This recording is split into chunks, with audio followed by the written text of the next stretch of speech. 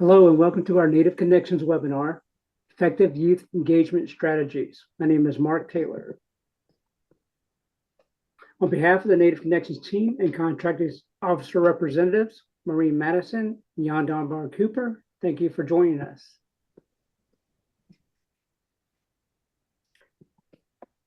And you can use your raise hand function in the Zoom and we'll call on you to unmute your microphone and share, or feel free to enter your questions or comments in the chat box during our call. Welcome to introductions. I'll just start off with Bobby today. Thank you. Thank you, Mark. So yat e bena ashihin chon tkatasami bashichin twa higlini deshiche his anish additionally.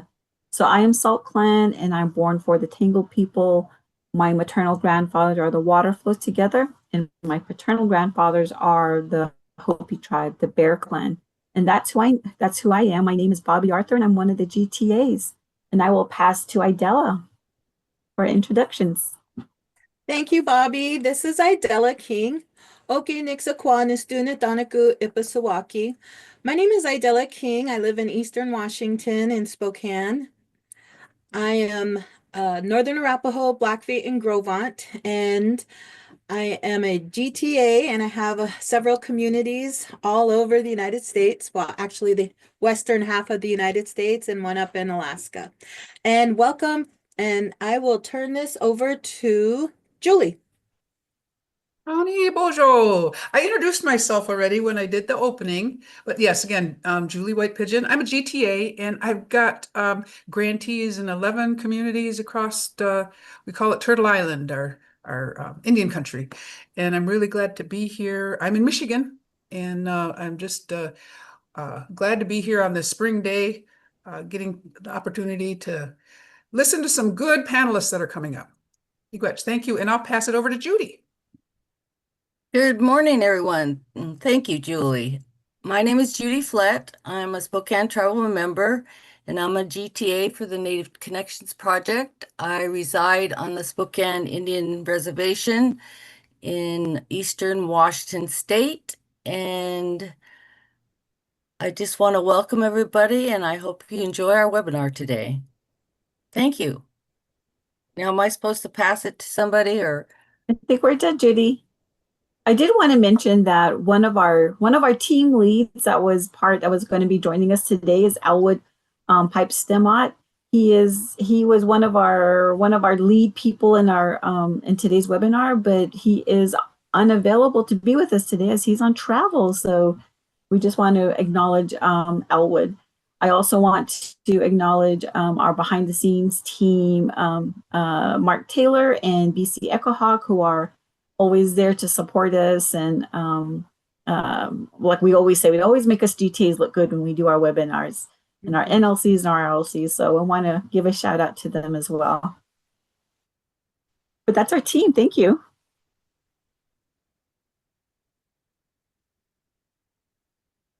All right. Well, I wanted to look at, this is Julie again. I wanted to take a look at our objectives because we've got some good objectives for our webinar, what we wanted to cover when we get together to talk about effective youth engagement strategies. So the first one is about using Native Connections tools and resources. So, we're going to get some guidance for engaging more young people in our Native Connections programs. And then I really appreciate that, the showing how grantees have collaborated with partners. So that's another topic, because that's one of the keys to success, making the most out of our partnerships. And then finally, about creative ways to grantees engage their youth. So it's great to hear new ideas and examples about how our panelists have recruited more young people and gotten them actively involved. So that's what we're going to cover today, our objectives. And I'm going to pass it over to Idella. Thank you, Julie, for our objectives today. Let's see. The health and well-being of Native youth represents the future of health of their communities. The Native Connection Grant Program helps American Indian Alaska Natives communities identify and address behavioral health needs of Native youth. The program supports grantees in reducing suicidal behavior and substance misuse among Native youth up to the age of 24 and supporting youth as they transition into adulthood.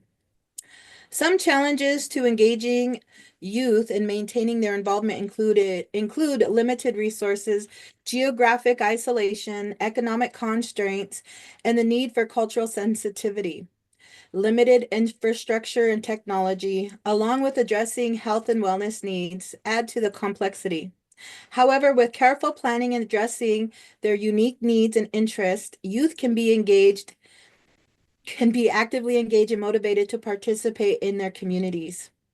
Youth groups, such as youth councils, youth advisory boards, or committees, bring together young people to share their insights and address the needs of their peers in the community.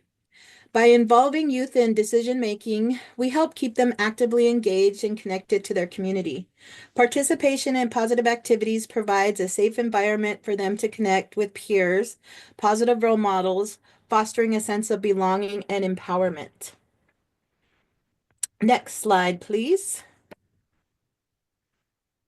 Okay. In traditional American Indian, Alaska Native puberty ceremonies, the older youth were prepared by the family, their clan, or other community members, and the ceremonies would be witnessed by the entire community. The ceremony is a cultural connection to the ancestors and the community, and it launches the youth into their transition into adulthood while also claiming them for their tribe. It also solidifies the youth's new place in the community, one of respect and responsibility. Youth need this in community-based support now more than ever, and communities need it as well. Ceremony also provides meaningful roles into adults, strengthening belonging, mentoring, honoring connection to community. This makes for successful youth engagement, but it also helps build healthy communities. Just as ceremony gives gifts to the youth, it also gives gifts to the community.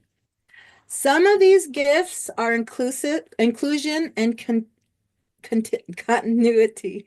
Younger children can anticipate their own ceremony. Elders know the culture and community that they will continue.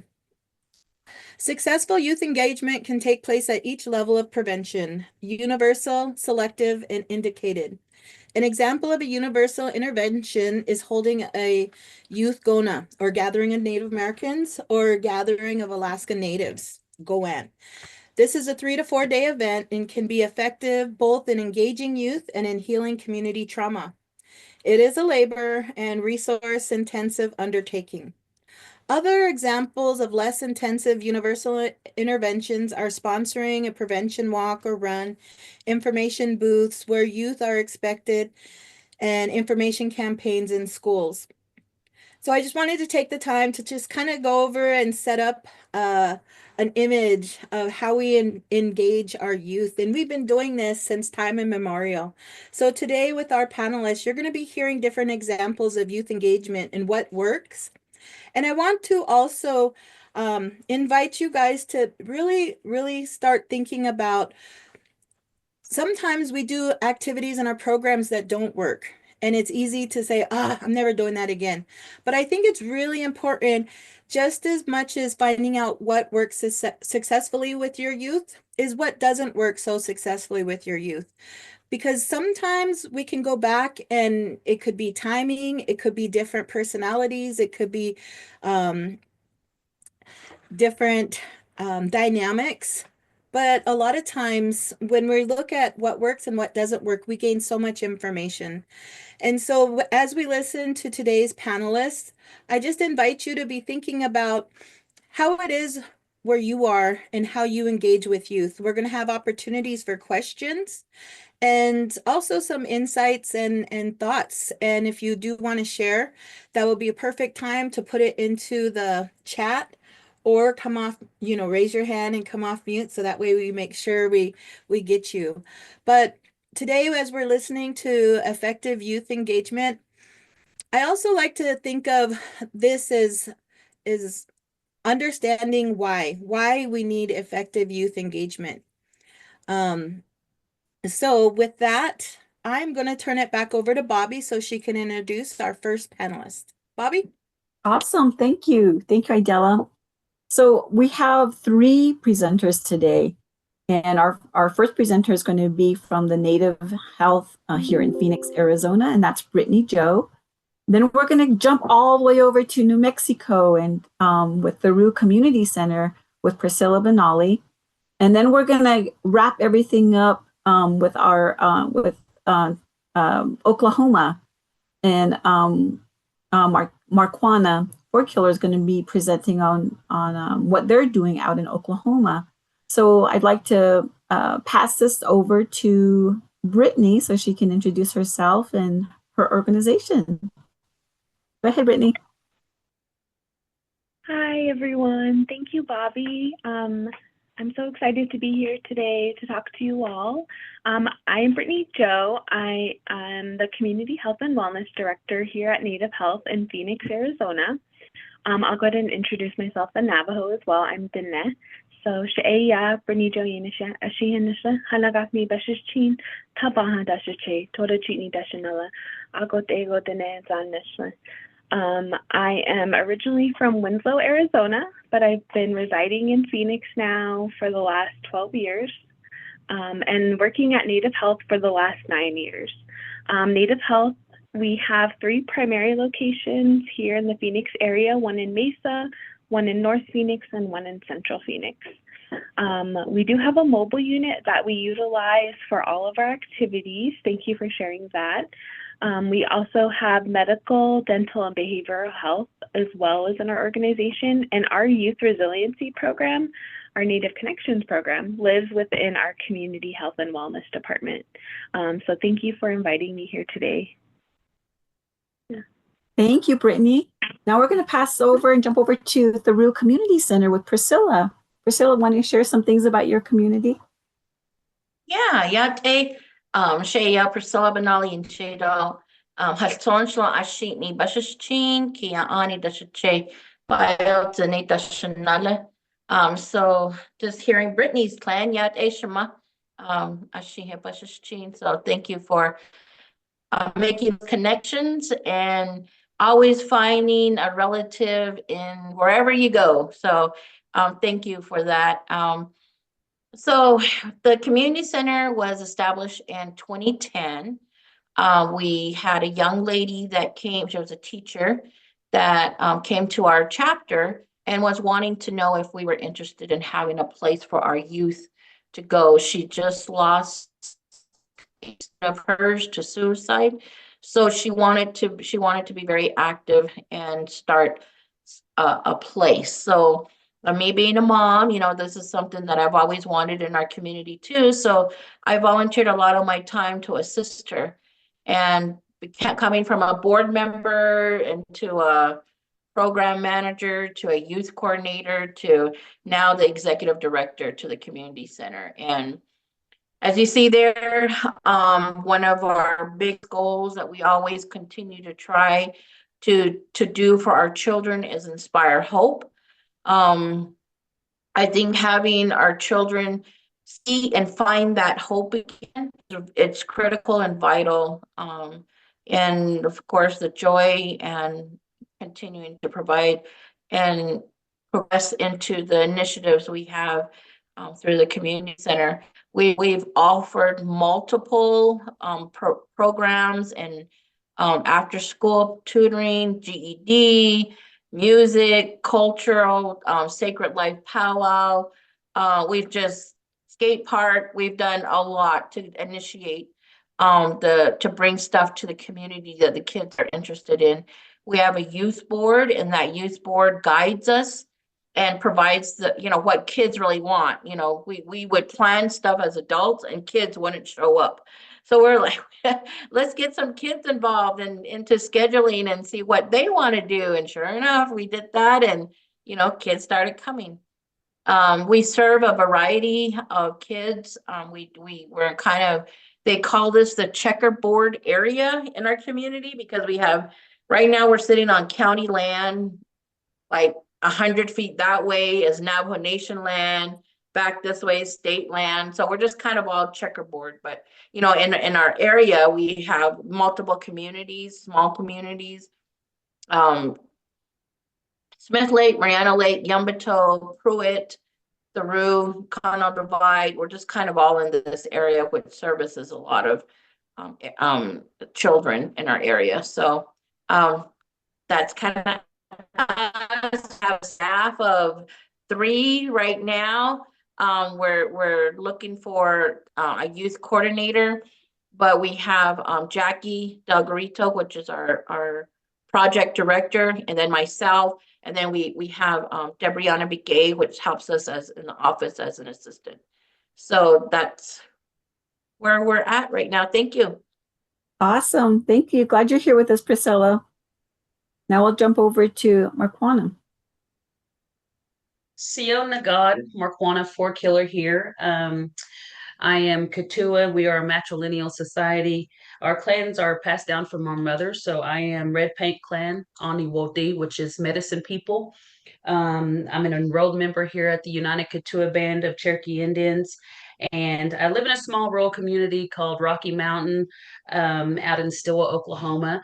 And I work here in Tahlequah, Oklahoma. So northeast Oklahoma, we just got a bunch of strong winds, tornadoes, and my electric just came back on a few days ago. So, but thankful for the green, they call it green country. And I'm thankful for all the green and the water and everything that Mother Earth has blessed us with. So, and I'm very grateful to have been asked to be a part of this panel. So thank you, Native Connections team, all of you there. I appreciate you guys.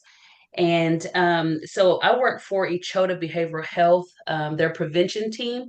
Echota Behavioral Health is a Katua-owned company. They're stationed out of Tahlequah. Their main hub is out of Tahlequah. However, we have locations in Jay, Oklahoma, Tulsa, Oklahoma, Vian, Oklahoma, and what we call Little Kansas, Oklahoma. Elwood was like, make sure you tell everybody that's not Kansas, the state of Kansas. I said, okay. So it's Little Kansas, Oklahoma is where we also have an office. And we're getting ready to open one there in the town where I live in Stillwell. So behavioral health, we're getting out there. Our Native communities really need access to those services. So I'm very proud to be a part of a great organization to work for. And some of the things that we've been doing here on the prevention team, we do everything from wellness and balance. We do wellness in the ring, which is we expose the kids to after school boxing programs. We do youth sports days, and we do a lot of collaboration with our tradition keepers, our elders of the tribe, and try to keep that connection alive and thriving, because we know that our elders, without our elders, we wouldn't exist. So we're very thankful for them as well. And we have a team of 6 here on the prevention team. We jump into a lot of stuff, parades. We're into any of the local school activities, rural schools where we can fit in. We do a lot of cultural crafts. Yeah, it's a big area. We're covering 14 counties in northeast Oklahoma. So that's quite a few miles to cover, but we get it done. So yeah, I'm thankful to be here. Ready for some questions, and hopefully I can share with you guys some stuff, and I'm excited to learn from you guys as well. So again, Wadon. Awesome. Thank you for that introduction and giving us an overview. Thank you to all our grantees this morning on our panel who gave us this overview of what the amazing things your programs are doing with the youth. Now we want to just start our panel discussions this morning or today with our first question. We'll have a few, and we'd just like you to just share some good information.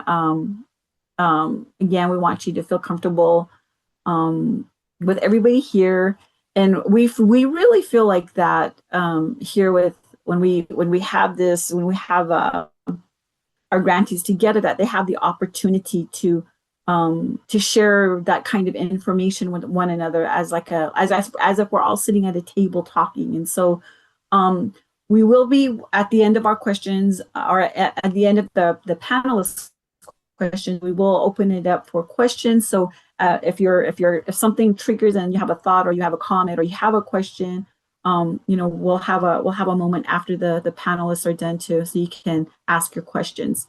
But for our first question, and I'm going to start with Brittany, and we'll just go down the row. Well, Brittany, Priscilla, and then Marquana. So you have the first question. Do you have a youth advisory team? The second part is, and how was it formed initially? Go ahead, Brittany. Thank you. Yes, so here at Native Health, we do have an advisory board, a youth advisory board or youth council. And it does serve ages 11 to 24. But we don't deny welcoming, younger kiddos, because we do have a few 9-year-olds that participate as well. We have our council, which is called the Resilient Indigenous Youth Council, and it was formed in our previous Native Connections grantee year, and we were able to rebuild it since we entered into cohort 10 in the fall. And we've been able to reestablish it since then. Our youth council meets biweekly, virtually and in person sometimes. Right now, we have about 15 to 20 consistent youth members. I use the American Indian Life Skills curriculum, so every meeting we're going over some topic, whether it be mental health awareness. We just did a whole financial literacy, plan where the kiddos, we created our mascot on Native Health is Wellberto. So one thing we did was we created Wellberto bucks, and the kiddos were able to save, and we did a lot of financial literacy with them. I was able to even bring in someone from our finance team to share kind of what these things mean, like what does a bond mean, what is a CD, what kind of savings account is there for us. And then we also encourage our youth to share their voice. Like we always ask them, we give them autonomy to ask them, what do you want to learn? Like one kiddo who is in a youth home wanted just to learn how to do laundry, and I thought that was really cool. So they ask for things that they want to learn, and we go and review those kind of life skills. One thing that was really interesting for us when we started our youth council meeting was getting them to learn about Robert's Rules. So even though we try to make it informal, we do have a formal agenda and meeting that we follow. So getting them to understand those things and how to run a meeting and how to do volunteer work, and we try to make it all encompassing to where they're getting educated, whether it be with more modernized, westernized education or just general cultural education. We bring in cultural consultants as well to our meetings to teach them about cultural topics. We focus on Southwest Indigenous tribal education and cultural practices, ceremonies, but we also teach about, just education and using the life skills. So it's been very strong. Our youth council also helps provide feedback on what kind of workshops they want to see. So we're really excited to this coming month. Our kiddos wanted to do digital storytelling. And I was able to learn more about digital storytelling in the youth too at our symposium. So it was perfect timing for us to put on this event as well. So our youth council is putting on a digital storytelling event, and it's a 4-part series that we're doing in June. So, getting the youth to also share their voice and share what they want to learn is really important for us here at Native Health. And we're really trying to build up our teen engagement as well, and making sure they're consistent at participating. And one thing that we've done is advertise and being consistent has really worked for us, and giving them, the reins to give feedback and make them feel like we never want our council to feel like it's strenuous for them, because the kids are already in school, they're playing sports, they're really involved in other things. So we try to make it not as stressful as it can be for them, making it, like something fun they want to do, something they look forward to doing. So I always try to hype them up and get them engaged, and learning the lingo these days can be challenging, but that's something that I've been trying to keep up on as well. Yeah, so that's our youth advisory group. One thing that we did work on too this round is a logo. So we really gave the youth and our council a voice to create a logo, and it took us about a month to all vote on it and create it and work with our graphics design team. So we did create a logo. We're really proud of it. I can share it in the chat what our logo looks like and what the kids made up. And it does have a purpose and a meaning. So that was really important for us, is for the youth to, create a logo that has a meaning to them. So I'll go ahead and share that as well. Wow. Thanks, Brittany. Yeah. Thank you. Priscilla. Oh, where do I start? Okay. So as I mentioned before, we have a board. We have a board here at the community center, and the board, we initiated different events, and we really didn't get anybody it wasn't, I guess, fun, cool, whatever kids call it now. And we didn't, so we finally got someone, one of our youth, one of our board members' grandson came with him and was, started talking to us like, why don't you have a youth opinion? And, we should start looking at that. And light bulbs came on, and you're like, yeah, we need to do something. So we started a youth board. And it's gone all the way to like 15, 18 students. Like I said, I started off as a youth board coordinator, and then our project director was after me. She took over the youth board, and I became the executive director. And I think we just continued to click stuff together. Our grant is written for mid and high school, young adults. So we've always looked in that age range. And I think one of the things that Jackie did the most, because she's more into the business section of things, she did the same thing, and introduced an agenda. She kept attendance. We had officers, but when, people have their own methods, and we hired a new youth coordinator. She really didn't do that, but she offered a lot more activities also. She generated a lot of things within her group. So we probably had maybe 4 youth coordinators since 2010, but all of them have been phenomenal. We've given them a budget every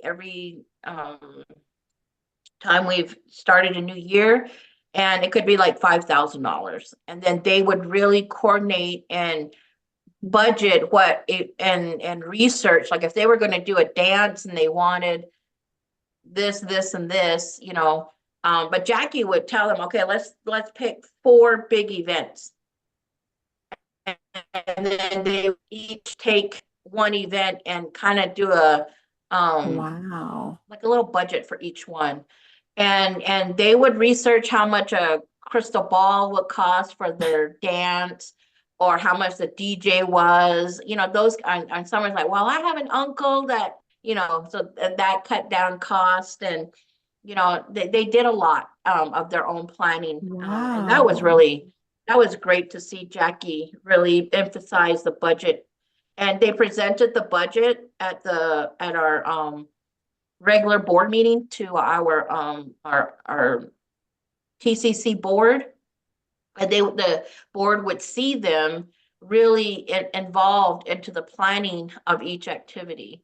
And then there was a time they didn't have the money, so they came to the board and said, we need X amount of dollars. Can the board, kind kind of give us some additional funding, and they did a proposal, and I thought that was so cute, you know, that they wanted to do a request for additional funds. And Jackie and I sat down, and you know, we really saw how much community service our students were doing. So we talked with our principals, the mid school and the high school principal, and we asked them if we could present at their award ceremony. And Jackie and Selena, which was our last youth coordinator, really kept track of the students' community service hours. And we would formally present them with a certificate and the number of community service hours they had. And if they needed a letter from myself for college or for scholarships showing that they have X amount of community service hours, which is a huge, and a lot of the colleges, you know, they do want to see that, or scholarships. I've been asked to provide a letter of a recommendation letter to some of our youth board members that have went on. So that's always a huge success for our students, and it was really nice for the schools to collaborate that initiative with us, and they actually got to see, and that's how we did a lot of our recruitment. Was when we go there, they, you know, the younger kids want to get involved. You know, they're like, we need community service hours too. With the other way we did another recruitment of our students, of our youth board, is our former students that started the youth board with us did a video. And Jacob, which is one of our former youth board, and he's now a youth mentor with the Elevate Navajo, which is a thriving, it's newly, well, I think they've been here for a while, but for Jacob, you know, he's really making himself known in that with being a youth mentor. So we have Israel, which is a teacher now up at the high school, a former youth board. We have my daughter, which is she's going to school. She's getting her doctorate degree here in August, and who was a youth board member too.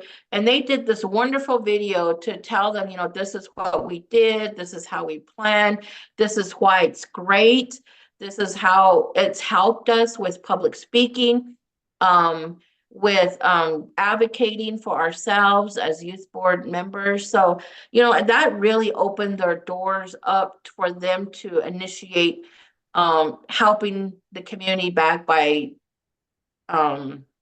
recruiting some kids.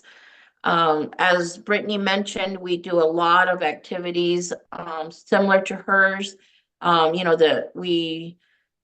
we had one student that came up to me and said, you know, there are like the athletic kids that play basketball, volleyball, but you know, I'm not athletic in that way, but he goes, I am a fancy dancer. This is my my athletic way. And he goes, why don't we do something like that? Why don't we do like a powwow, or, you know?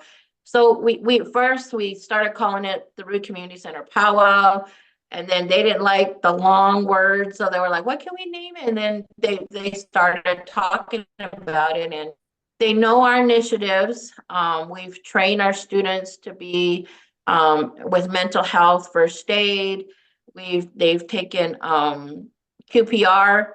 They've been a lot of leadership roles or leadership classes with different partners that we have. So they've gained a lot of that advocacy for themselves. So when he came to us and he says, you know, I really want to do this Sacred Life Powwow, I think it's something that, well, that's what they called it. They renamed it, and they called it the Sacred Life Powwow, because they felt in their heart that was something that was meaningful. So that we just had, I think the last one we had was like our 6th annual Sacred Life Powwow. And and right now we're looking for, as I mentioned, a new youth coordinator. So everybody's just kind of, and this end of the school year, it's kind of crazy. And, everybody's got graduation and end of the year field trips and, all that. So I think once everything settles down, we're going to actively search again for a youth coordinator. But so many activities, guys. I mean, we've done so much to reach out to our students, and but that's kind of us in a little nutshell. And I'll be waiting for questions too. Thanks, Priscilla. Marquana? Yeah, so we currently don't have an actual like youth advisory team, not a youth council. However, our team, they do come from the communities in with which we engage.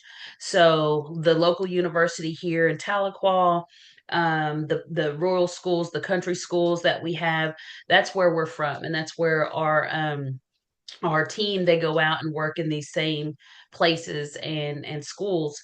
um, However, we do set up MOUs and partnerships. We pick schools based on just their availability, our availability as well.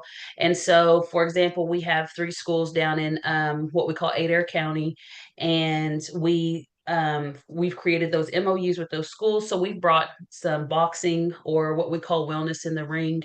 One of my teammates, Arlo Jumper, is a former boxer competitor, but he coaches, and so he gets to go out with these kids. And I mean, not everybody, like Priscilla said, not everybody's an athlete, and they don't necessarily connect that way, whether it's basketball or softball or football. But like Arlo says, everybody can throw a punch. I mean, it may not be the hardest punch, but working on that, like, there's something for everybody when it comes to wellness in the ring and the boxing. And he's teaching them a lot too about respect and discipline, those sorts of things. So he works that angle. Then we just brought another individual back onto our team who is a black belt in Taekwondo. He's very young to hold this title, but he goes out and kind of brings in those other cultural things from different cultures, because in our communities we're not just all Native American, American Indian. We have, here in Oklahoma at least, we have a plethora of different cultures and backgrounds and things like that. So we try to find something that helps our youth's peers as well, that they can relate to. And then we, in the schools, we have a team member, Caleb Proctor, who we call him he's, I think, 30, I want to say he's 32, 33. But we call him our Yelder, which is for young elder, because he's that one that connects. The elders love him, and he gets it, and he's carrying on. He's learning a lot, and then he takes that and he turns it into something where he can relate with this generation behind him coming up. So we're very fortunate to have him. And he created some curriculum, and he goes out into the schools. So for about 13 weeks during their school year, he gets about an hour of their time, whether it be, an elective class time or something. But anyways, he works with the kids, and he goes over things like mindfulness, being good stewards of the community, gratitude, self-care, respect, compassion, self-compassion, wellness, service, perseverance. So he's got a curriculum lined out that every week that he goes to this school, that's what they're going to cover. And they may do something like clay work, what we call pinch pots. We have everything from beading and painting, and to basket weaving and things like that. So it just kind of helps them, gives them something to do with their hands while he goes over a lesson. And the kids really like it, and they provide surveys at the end of that. And so we know what these kids are looking for. A lot of them were like, hey, we don't know how to give a public speech. We want to work on writing a speech, something, that's going to a skill that's going to take them to that next level, because they're usually around 12 to 14 years of age in these groups, in the schools, and they're getting ready to go into high school or onto that next level. So it's important that we give them some skills to take on to that next chapter in their life. So that's what we shoot for. And yeah, we the events that we provide in the community, we do everything from movie nights, in the fall or in around the holidays. We'll bring the kids in with some hot cocoa, and we'll do some door prizes and things like that to kind of get them in there. But we're always asking the kids to sit down and talk with us, and just, we've got 2 ears and 1 mouth for a reason. So that's something we kind of preach to our team, is just listen to them. Sometimes that's all the kids need, is just somebody to sit there and listen to them. So we get a lot of good information when we sit back and just kind of hang out with them and share some cocoa, and get them to talking about, like, what are these things? What does this mindfulness mean to you? What does balance mean to you? Respect, so yeah.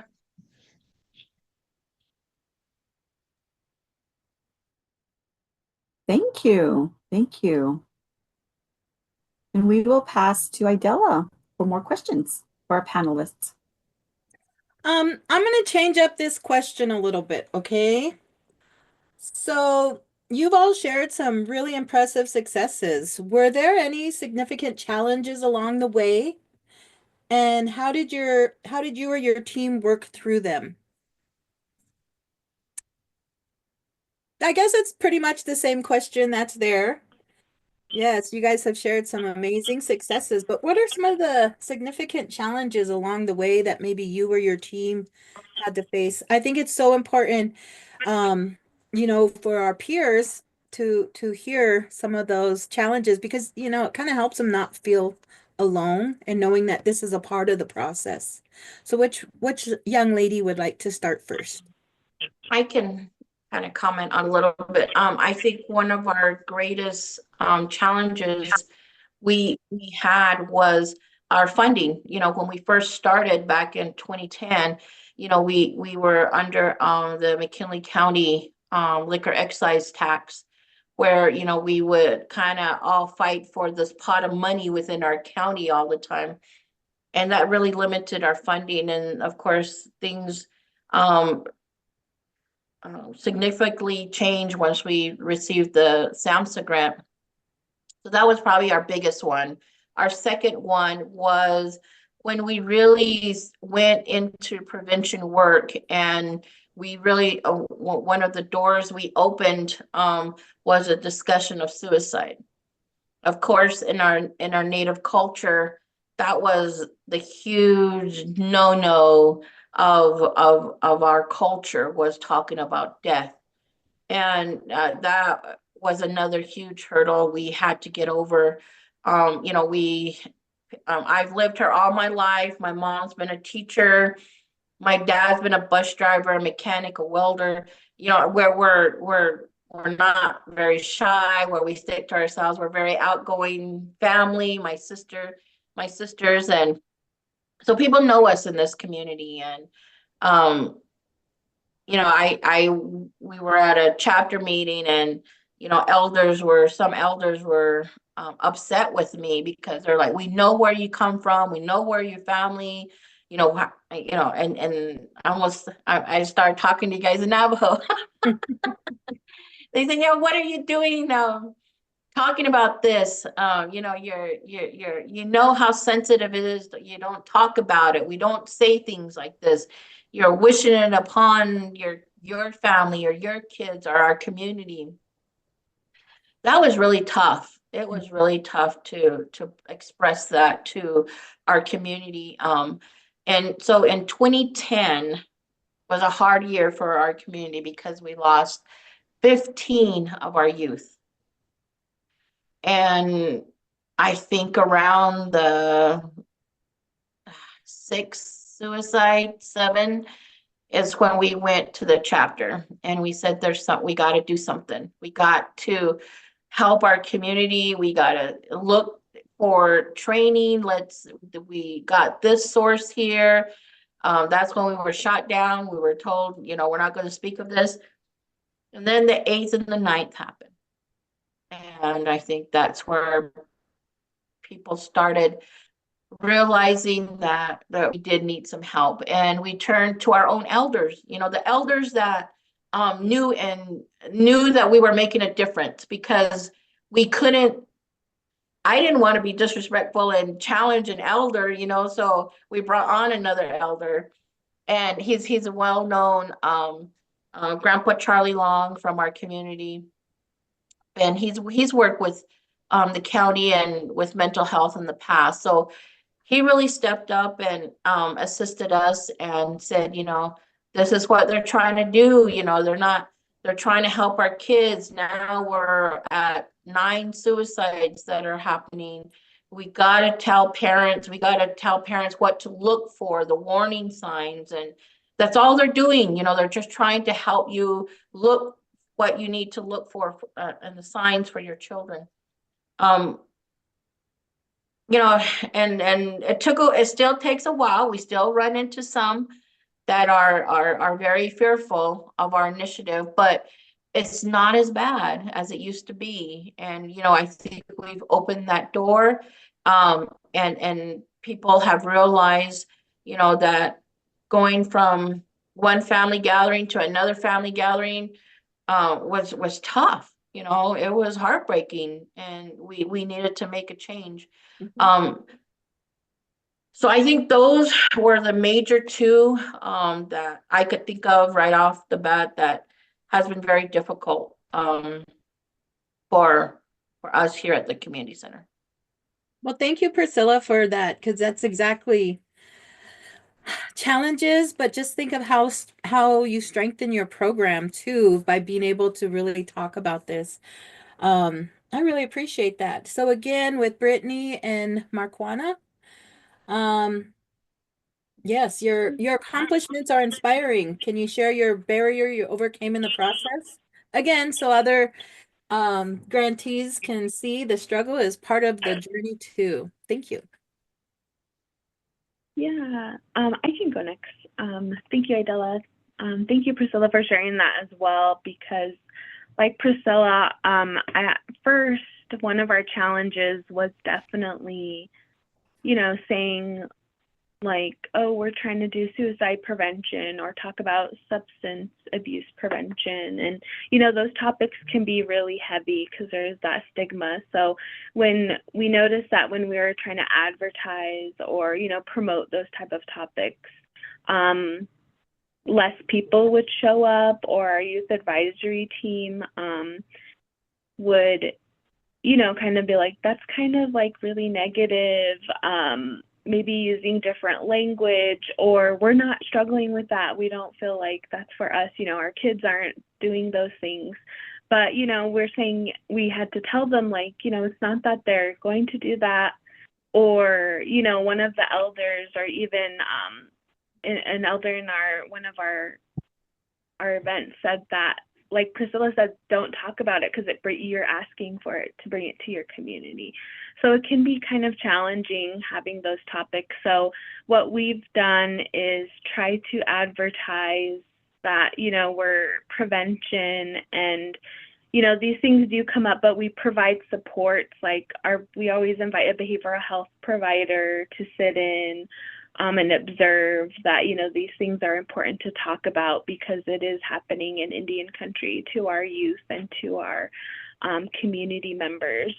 Especially here in the urban Indian community, I feel like we do get a variety of community members that aren't always consistent. So I think that one of our challenges is, you know, sometimes our attendees aren't always consistent. So one thing that we've asked them is like, what would bring you to keep participating, or what keeps you coming to our events and our youth council meetings and all this stuff. So I think, you know, making sure that there is a cultural component, especially here in the Phoenix urban Indian area, I feel like a lot of the families want that cultural connection. So making sure that there's a cultural piece in there, that they're able to gain something from it. Because, you know, we can say that we're going to provide the education, but, making it also interactive. So I think one challenge was getting people to come out and keep coming to our events, because we've had really successful events, but we've also had events where 2 or 3 people show up. So we're always trying to see, like, why did 15 people register but only 3 people showed up? So one thing that helped us is providing feedback surveys. So even though they don't show up, we follow up with the email, like, we noticed that you registered for our event, but what prevented you from coming to the event? And one thing that we've noticed is either it's, something came up, which we totally understand. The travel was a little bit too far from them. So we always try to, pinpoint, which events are most successful. Is that at our Mesa location? It's at our North Phoenix location. So making sure there's a variety of, events at each location, and that we are taking into account those surveys. And then I think what's really helpful is our youth council. We do actually ask them for feedback. Like, I'll show them the flyers that our communications team created, and I'll say, hey, does this flyer look good to y'all? Really giving them that, that we value their opinion. So I always ask them about, the flyers. I give the kiddos a chance if they want to highlight something about, what they're doing in school or any awards they've got. I ask them if they want to put it in the newsletter, and our newsletter goes out to 30,000 people in the community. So they're able to highlight some of their accomplishments in there. So, there is some things that we still need to work on for sure is, being consistent. So I think our biggest challenge is just consistency with our participants. And that's something that we're continuing to build upon. But I think it's definitely gradually gotten better since January. I can say that, we've had at least 15 consistent members. But, there is waves. Like in the summer, we notice that there's a dip because, the youth are traveling, or sometimes it increases because, some kiddos don't travel. They want something to do. So we're always trying to, see what's working and what's not working. Thank you. Thank you, Brittany. I think that is so important, what's working and what's not working. I truly believe we got to visit all of these different ideas. And then you also talked about something I wanted to mention too, is that community readiness when we do our CRM. I know some of you guys have done that, might be in the process or finishing it. But it really does inform us on what our community is ready for, because exactly like what you said, Brittany, sometimes, we have a great activity and we have, we know this is going to be a hit with the community, but then we don't get a lot of participation. So we're going to be asking more questions about that. But I want to finish up with Marquana. Am I saying your name right? I'm really sorry. No, it's Marquana. You're saying it perfect. So thank you for asking about yes, that. yes. Well, yeah, so every success story has its hurdles. What were some of your challenges in your program encountered, and how did you navigate them?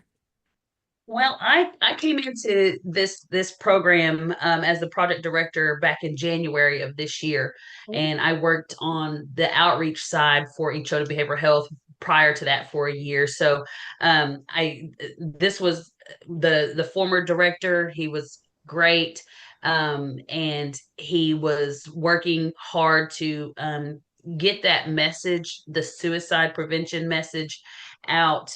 And that's something that we're still facing a challenge with, because I'm trying to navigate it in a way that is definitely respectful. And I know in our community, especially among our elders, and being where we are geographically, we're considered to be in the Bible Belt of the United States. So it's something that I'm definitely having to be fluid. And I ain't gonna lie, I'm a little scared because I do not want the elders to push back and give that kind of try to shut it down.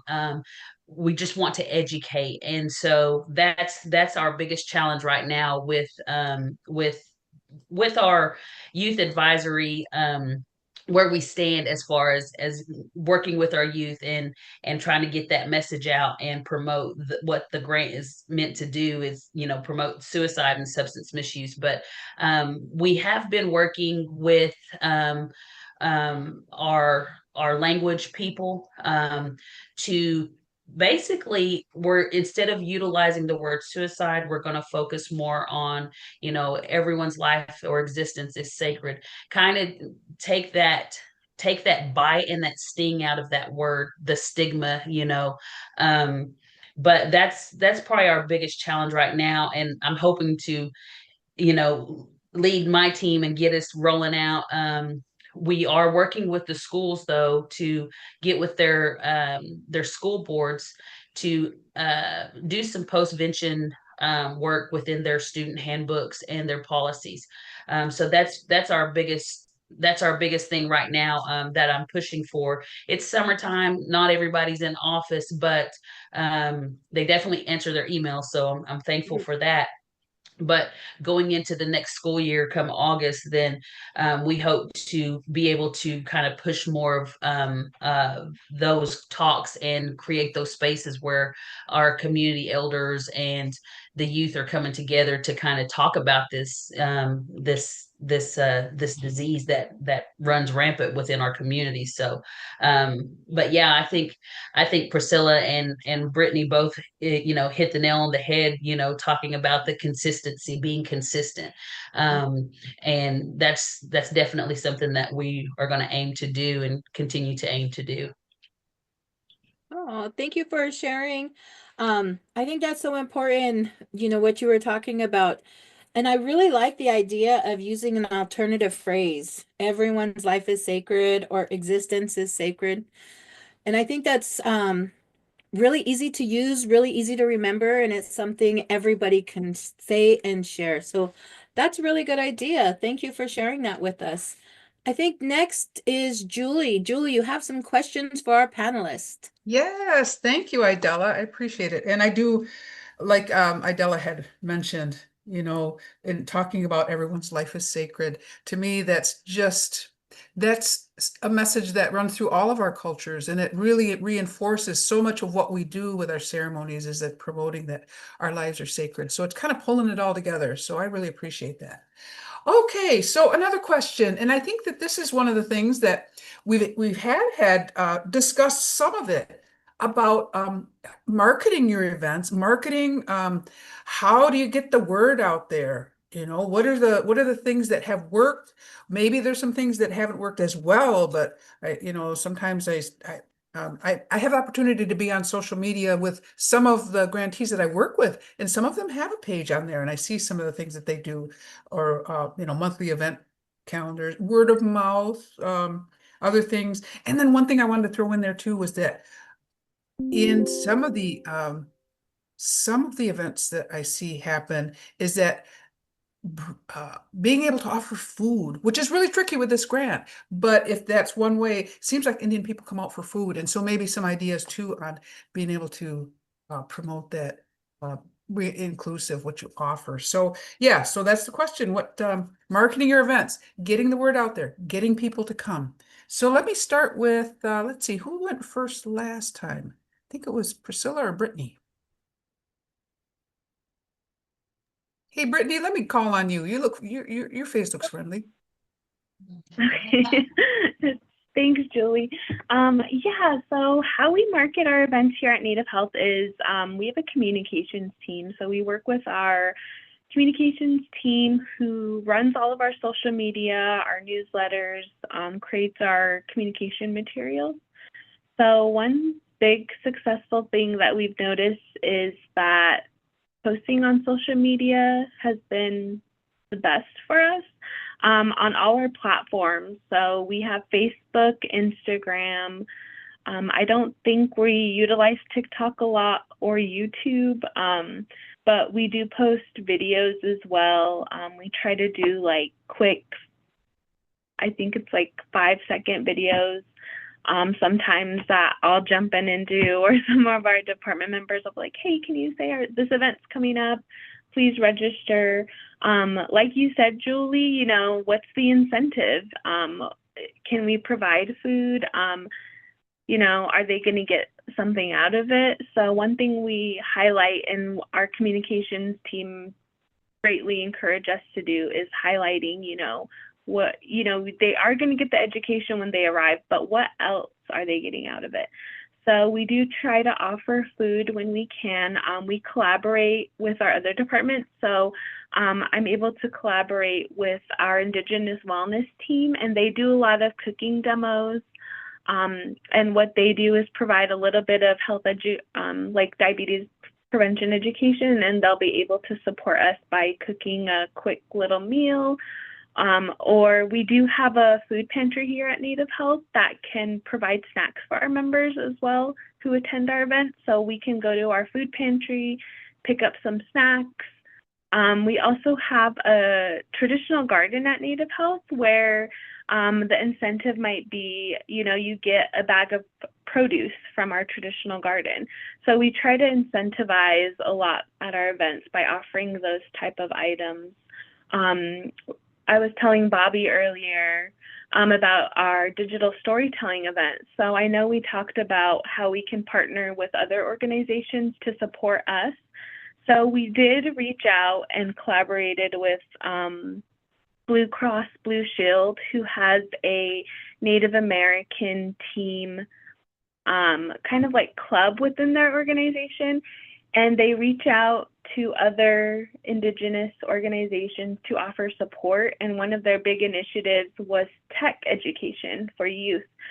So they donated 15 brand new laptops to our program. And we were able to use that for our digital storytelling event. And that's kind of something that we highlighted in marketing our event. And that's been successful. So, you know, with that, we were able to get 15 laptops and, you know, opened registration to 15 youth to join us in our advisory council in that event. So we also look for collaborations in our marketing, you know, looking at subject matter experts too. So with our youth council, we also have a book club. So we have a Young Indigenous Readers Book Club. So they collaborate a lot as well. And we also try to invite authors and reaching out to community members who can, you know, provide a presentation at our class. So we invited Brian Young, who spoke to our book club members and youth council about Healer of the Water Monster, his book. And the kids were really excited because, you know, we read the book, and then our last meeting on the book was inviting Brian to talk to the kids, and they had a lot of questions. And it's so funny because I'll share really quickly. One of the things that they asked him was they really paid attention to the book. So they asked Brian, why does the kid on the book not have glasses, but in the book they say he has glasses? And he was completely shocked because he didn't even notice that himself. And he was like, I need to talk to my publisher. This is going to bother me now. And I just thought it was so funny that our youth were paying so much attention and that they have a voice, and for them to recognize that was really cool. Yeah, Candace, it's a great book. So, you know, like marketing how, you know, what, you know, those type of things has really helped us in our events. And then, you know, just including the youth and making sure that they have a voice. That's been really, really important for us. And also sharing in our newsletter, like we're always writing newsletter articles. Our newsletter comes out once a month. So sharing that, we do try to take like physical media and communication. So I'm always carrying flyers with me to share at events, or if I'm going to like a community meeting, I always keep the flyers with me to hand out. Those things have really worked for us here at Native Health. Yeah. Thank you. Oh, that's awesome. And it sounds like you're really fortunate that you have your communications team, because it seems like you've got some really great support with your communications team, which is awesome. That's great. Yeah, let me see. What about Priscilla? Priscilla, can you talk a little bit about how you market your events? Sure. Of course, we, the Saru Community Center has a Facebook page. and we put a lot of our information on there. Selena used to have like an Instagram page, and she would kind of put stuff on there to really get the word out on a lot of our upcoming events, or we're recruiting, or like this, we'll be doing, we get flyers from our partners. Like we have a partner that comes out to do the summer school program and assists us with that. So they also want to come out. And so when they come out, they bring us a flyer, and then we put that flyer out on our Facebook page, to let students know that, okay, it's here, we need you to register. We also work with as I mentioned, our local schools here. And one of the things that they've really helped us with is, well, we can either ask a youth board member to do morning announcements on the intercom, how they do, okay, this is what's happening today, at the school level, but then they'll also include our little message at the end, either in the morning or before school lets out. There's a youth board meeting tonight at the community center, please come over, those kind of things. So we really utilize our schools and where the students are at the most. And the other part of the schools that helps us a lot is, as we all know, we're a community that has a lot of sports activities, either football or basketball. So we'll set up a booth at times, and we'll pass out our flyers of upcoming events. If we need to, like little announcements on our youth board, recruitment, whatever it may be, like if it's a mental health prevention month, or if it's different things that we push for, even in Santa Fe, if there's a legislative information that we want to provide to our voters, that we want their support in voting for, or encouraging our legislators to vote for, we always do that too, provide that information. 988 out of grants has been very helpful to us in providing hot dogs, or things that would is frowned upon with our grant. We always find additional individuals that will help us. We have partners. The Wild Variety has a little office. We provided them a little room, and they're here.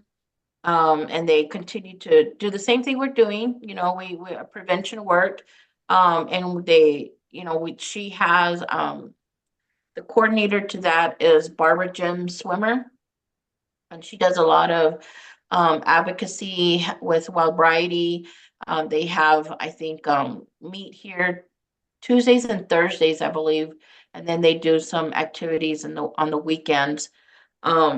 So there are partners, and she does a lot for us. She'll cook, and she'll do whatever we need. She's always there to help us. The other one's Indigenous Leaders of North America.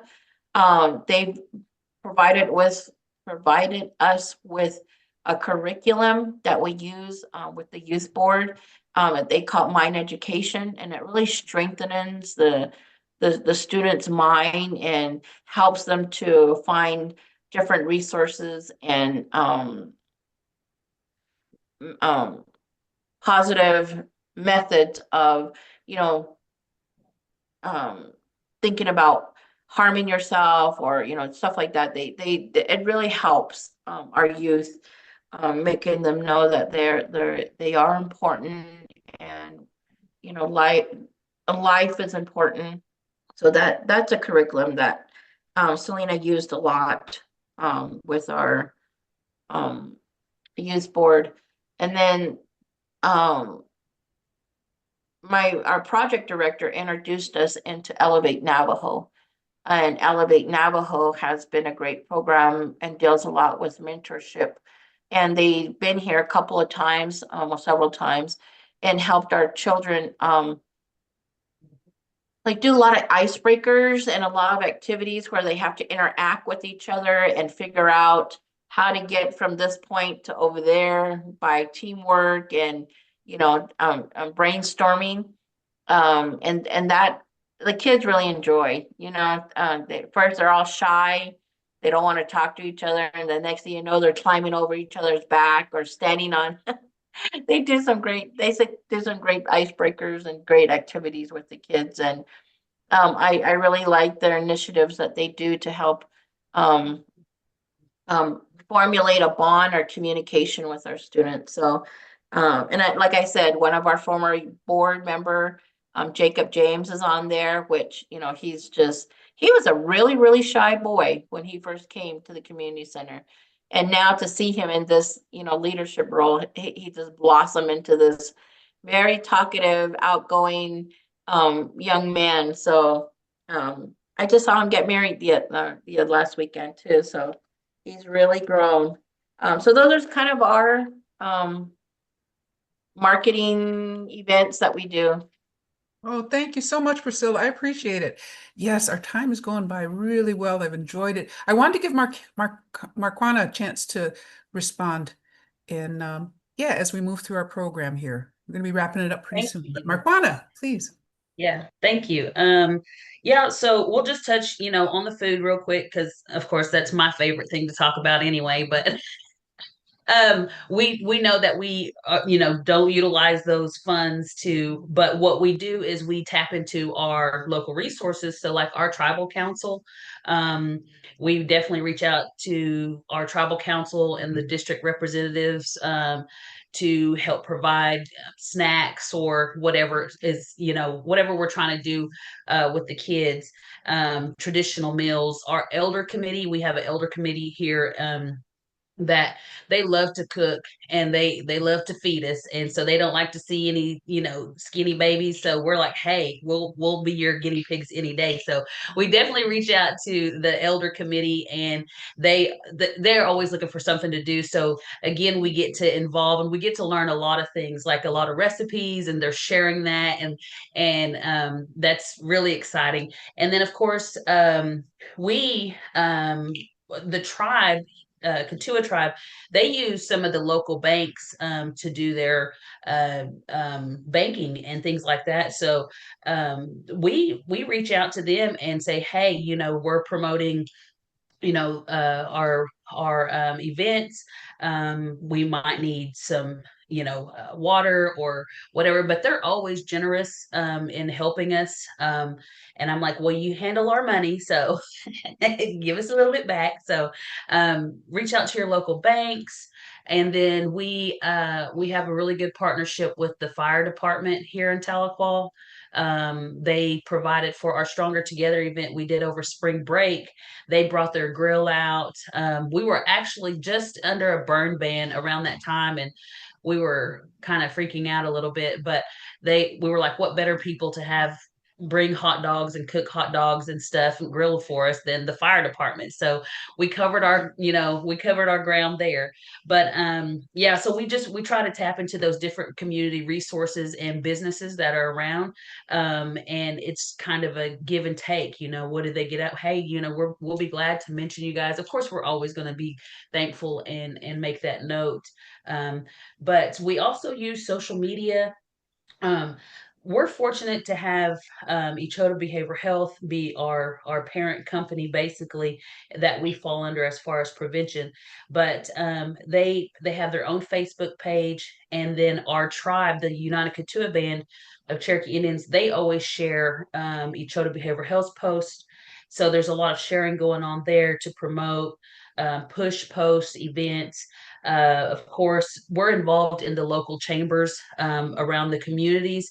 We definitely believe in word of mouth. I mean, that's how it's going to travel. So we're creating flyers, designs, and we're pushing those out into the communities. We're going out. It's really a boots on the ground effort to get out there and promote those events and put them in the storefront windows. And there's churches even. We want the churches to come along and send their youth to these events and things like that. So we work closely with our churches.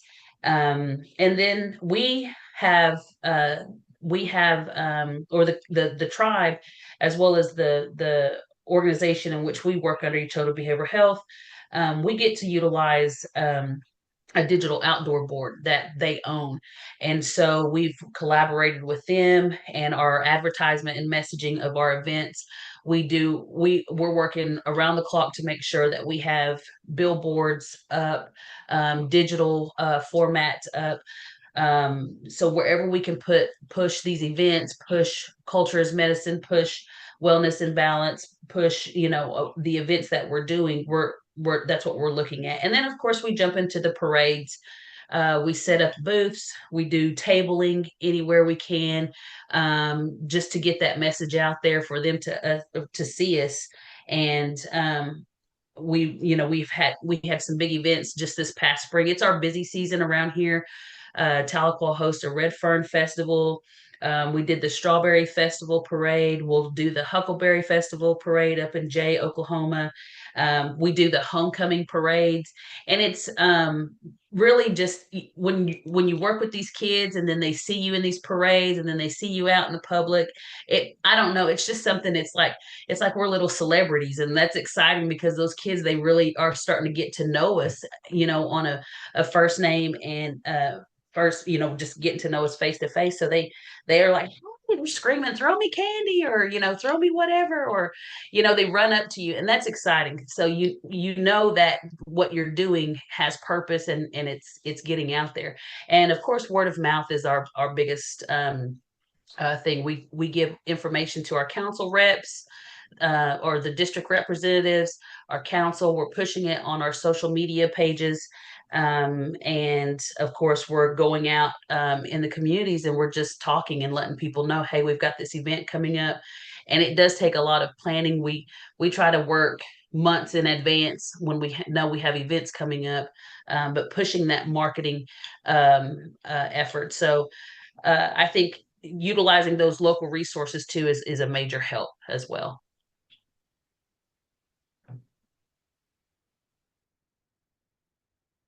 Oh, thank you so much, Marcana. I appreciate it. Well, we've heard some awesome sharing and guidance and best practices, and I'm really impressed with all of the things that you're doing in the community, because it's so many things that are really maximizing the impact of your Native Connections programs. So thank you so much. Appreciate it. And then Idella just shared some things from the Native Connections Resource Center that for youth engagement. So you're able to go get into the NCRC, and if you're not able to get in the NCRC, please talk to your GTA so you get you access to that, because it's got a lot of resources on youth engagement. So the next one. Hey, I have a question real quick, Julie. Mm-hmm. Did I hear you correctly in saying you have a Huckleberry Festival in Oklahoma? Yes, it's in Jay, Oklahoma. Yeah, they have one every year. It's a big event. That it's about a week-long event that they do up there. But yeah, it's coming up here, I believe, 4th of July weekend, like that last week of June, heading into the 4th of July weekend. Oh my gosh, because so for me being Northern Native, huckleberries grow in mountains from my understanding. So it's so cool to hear huckleberry down there. Because I was like, what? So maybe it's the heat or something that allows you guys to have huckleberries. That's what I think about too. I'm always like, my friends up north, they're like, hey, you guys have huckleberries? And I'm like, yeah, we've had them down here. So yeah, that's really interesting. But yeah, that's coming up, and we definitely jump in the parade and get out there and have a good time. So yeah, it's something to look forward to. But yeah, definitely we have huckleberries down around this area too. So that's awesome. I just didn't realize that. Well, that's amazing. If you get a chance, you have to try huckleberries if you haven't already. Well, I got that on my list. Try some huckleberries. That's great. Good. Okay. Well, this is our moment for a little bit of some questions and comments. So if you'd like to come off mute, I want to say thank you to our presenters. So you can, yeah, turn your camera on, ask questions, share a comment, or use the chat. But at the same time, I want to point out that we have our QR code here because we've got our survey. We want you to complete a Survey Monkey link. And in Mark put it in the chat. You can click on this link and that will bring up the Survey Monkey and you can just fill that out online. But we really appreciate getting the feedback on how on this you know, the value of this webinar to your work in Native Connections. So, and Emma says, thank you for all the helpful information. So, does anybody have some questions they want to ask our panelists?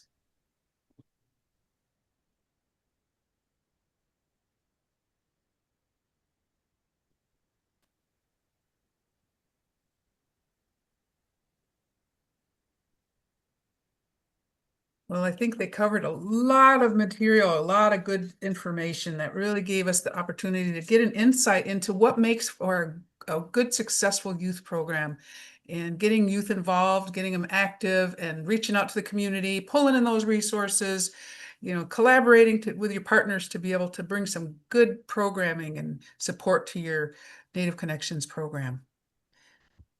Julie, can I just add on? Oh, please do. You know, one of the things, being a new grantee, you know, a few years ago, you know, I just want to say thank you to every GPO, GTA, what, you know, all those acronyms. You know, we've had several that have been great. And, you know, if it wasn't for them giving us the guidance or utilizing the information that the links and, you know, all the resources that are on SAMHSA, you know, I mean, we wouldn't be where we are at now. And, you know, other programs that have gone before us, and we've gone to the Native Connection visits, you know, learning off of everybody else and adapting it to ourselves here. You know, I think that has really, I mean, we've learned a lot, and, you know, we're just thankful that we've had other people in our shoes at one time that provided us the resources. So, you know, I'm just very thankful for that, you know, the experience we had has flourished into this. But, you know, like I said, we just might have tweeted a few little ideas that we heard during our visit, but it's been great. Oh, thank you, Priscilla. Okay. Let's see. What do we have here? Do we have any other comments? Otherwise, I'll turn it over to Idella. Well, thank you, Julie. And I really appreciate hearing that too, Priscilla, because that's something that I get really excited about as a GTA, is all this amazing work and being able to move it forward. And I think some of the grantees that have shared information, that's one of the things they just want to say is it took a long time to develop this. So cutting down the time for other grantees is amazing. So any chance you get, if you're still new to Native Connections, please check out our resource center, because we have so much stuff in there that other folks have worked on and have taken the time. They know this works. So make sure and use it.